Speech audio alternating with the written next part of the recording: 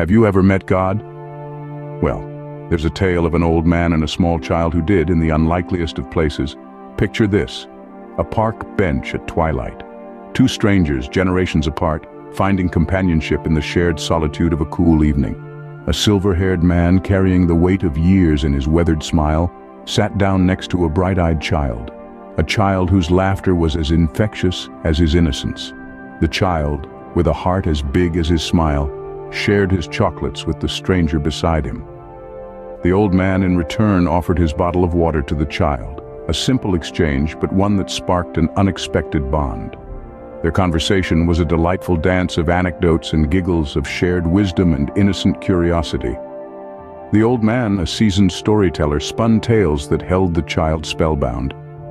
And in return the child sang songs, his sweet voice filling the air with a melody that warmed the old man's heart. It wasn't just the sharing of chocolates and water, stories and songs, it was the sharing of respect, of affection. It was the meeting of two souls, one at the dawn of life, the other nearing twilight. Yet in that moment, they were equals, their hearts beating to the same rhythm of kindness and mutual admiration. As the sun began to set, painting the sky with hues of orange and purple, they stood up from the bench. They embraced, a silent promise hanging in the air between them, a promise to meet again, to share more chocolates and water, stories and songs, to share more moments that would make their hearts beat with joy and their souls dance with delight. The park was silent, the bench now empty, but the echoes of their laughter still lingered in the air, a testament to a friendship that was as unexpected as it was beautiful. And as the sun set, they parted with a promise to meet again. Because sometimes meeting God isn't about grand gestures or divine revelations. Sometimes it's about sharing a bench, a bar of chocolate, and a moment of genuine connection with a stranger. Who would you tell if you met God? Imagine the wonder of a small child, rushing home with twinkling eyes and a heart full of excitement. "Mommy, I met God today," he exclaims, his voice brimming with joy. He describes his new friend, an old man with silver hair who was full of love and told him delightful stories. The mother listens, her heart swelling with joy at her child's innocent revelation. Now picture an old man walking slowly home, a serene smile lighting up his weathered face. He tells his son, "Today, I met God in the park." His son, a grown man, finds it hard to believe. But the old man continues, "He's just a little child. He was so kind and affectionate. We had a wonderful time together."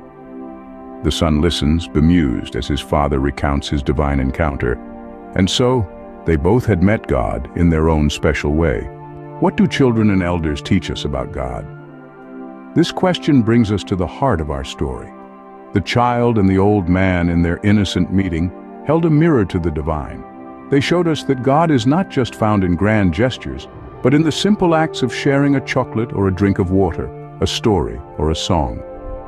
Children, in their purity and honesty, are a gift from the Lord, as King David sang in the Psalms. They remind us of the essence of faith, to be humble, to be open, and to see the world with a sense of wonder. The importance of their presence in our lives is immeasurable. As Jesse Jackson so wisely said, "Your children need your presence more than your presence." It's not about the material things we can give them, but the time, the love, and the lessons we can share. Similarly, the elderly hold a special place in our hearts and our lives. They are our living history, our connection to the past. They share their wisdom, their stories, and their love with us. In caring for them, in respecting them, and in giving them our time and attention, we acknowledge their value and their contributions. Their presence in our lives is a reminder of our duty to give gratitude, love, respect, service, and support, especially in their times of need. In the words of St. Paul, "I may be able to speak the languages of men and even of angels, but if I have no love, my speech is no more than a noisy gong or a clanging bell." Love is the universal language that transcends all barriers. It is the language that Jesus taught his disciples, and it is the language that we should all strive to speak. Love is giving, and giving is love. As Mother Teresa said, "It is not how much you do, but how much love you put into what you do that counts."